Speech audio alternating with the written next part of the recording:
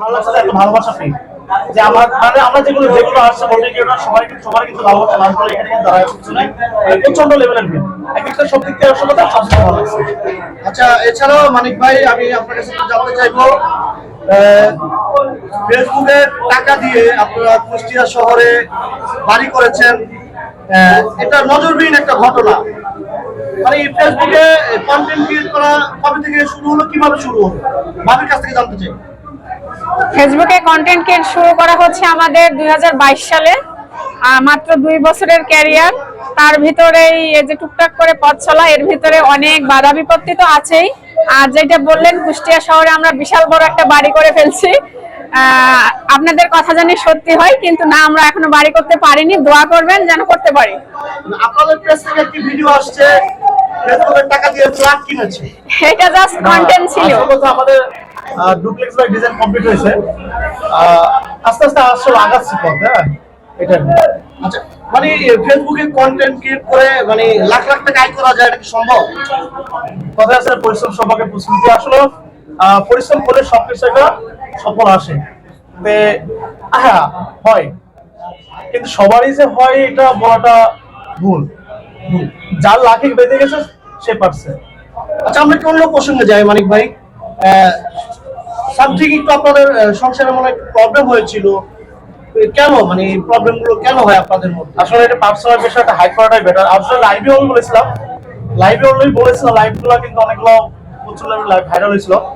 আর কি বলবো আর এই বিষয়টা, মানে কেন, মানে আপনারা যারা কাপড় ব্লগার আছেন, আপনাদের এই সংসারের পারিবারিক এই সংসারটা কেন বিশেষ করে দেখেন? আসলে অন্য সংসারে কেমন কি হয় সেটা বলতে পারবো না। আমাদের সংসারে একটু টুকটাক হয়েছিল, সেটা আমার মীমাংসা হয়ে গেছে। এটা কিন্তু আমি এটা বলতে পারি, যেটা হয়েছিল মানে আমি যেটা বলতেছি, যেটা হয়েছিল যেটা ফার্স্ট। তবে ও আমার কাছে কথা বলা যাবে। ভাবি, আপনি তো ভালো ভালো ভিডিও করেন, স্বামীর এটা করতে হবে, স্বামীর ওটা করতে হবে, স্বামীর খিদমত করতে হবে, তাহলে আপনি কেন ভাইয়াকে ছেড়ে চলে গিয়েছিলেন? এই যে একটু সব সম্পর্কের ভিতরে একটু কিন্তু মান অভিমান থেকেই যায়, তাই তার ভিতর থেকেই আসলে এরকম। আর ছেড়ে যাওয়া বলতে কিন্তু আমি একেবারেই তাকে ছেড়ে যাইনি, আমি রাগ করে অভিমান করে বাপের বাড়ি চলে গিয়েছিলাম। সো আমাদের কিছুদিন পর, সপ্তাহখানেক পর ঠিক হয়ে গেছে, আবার চলে আসছি। তো আমাদের সম্পর্ক আজীবন যেন এরকম থাকে, সেটা আমি আল্লাহর কাছে দোয়া করি। আপনারা সবাই আমাদের জন্য দোয়া করবেন। আচ্ছা, মান অভিমান এটা ভালোবাসার জায়গা, অবশ্যই। সংসারে মান অভিমান, যে সংসারে মান অভিমান নাই, ঝগড়াঝাটি নাই, সে সংসারে ভালোবাসাও নাই।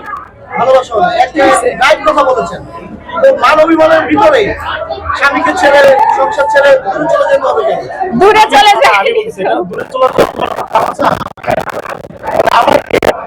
মানে সঠিক পথে, যেটা বলে সঠিক পথে যাওয়ার জন্য আমাকে একটু সাহায্য করার জন্য, সাজা দেওয়ার জন্য আপনি কি ভুল পথে ছিলেন? ওই কথা আছে না, বন্ধু, কথা হচ্ছে বন্ধু। সৎসঙ্গে স্বর্গবাস, অসৎসঙ্গে সর্বনাশ, এটাই হচ্ছে আমাদের লাইফের মেন কারণ।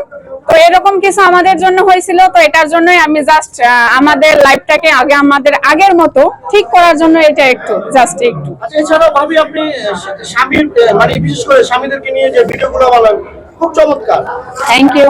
মানে আপনি তো আপনার একটি ভিডিও দেখেছিলাম মনে হয়, যে স্বামীর সংসার ছেড়ে স্বামীকে ছেড়ে বাপের বাড়িতে গেলে কি যেন হয় না জাহান্নামী, কি যদি বলতেন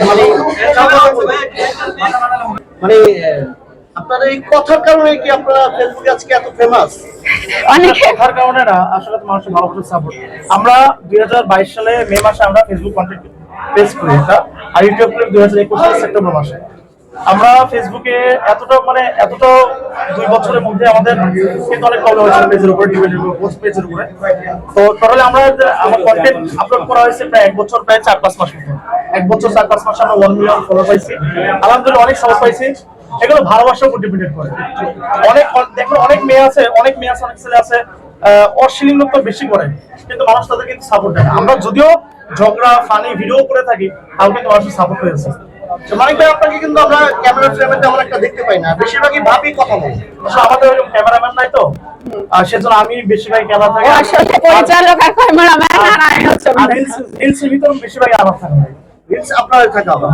আচ্ছা ভাবি, আপনাদের একটা ছোট্ট একটা বাবু আছে, জি জি, আমাদের বাবা। নাম কি রাখছেন? ওর নাম আইমান জাহান আয়ান। কার পছন্দ? আপনার পছন্দ? দুজন মিলে। দুজনে মিলে, আলহামদুলিল্লাহ। ভবিষ্যৎ পরিকল্পনা কি?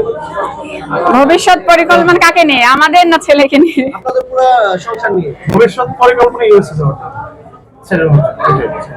আপনারা কি এই যে সেলুন বিজনেসের দিকে ঝুঁকবেন নাকি? না, এটা ডিসিশন নাই অবশ্যই ছেলে। এখনো ডিসিশন নেই নাই, তবে নিতেও পারি। সেলুন বিজনেসের দিকে ঝুঁকলে সবাই তো বলতেছে যে নাপিত নাপিত বলতেছে, একটা নাপিত নাপিত একটা এটা হচ্ছে আগে এক সময় ছিল।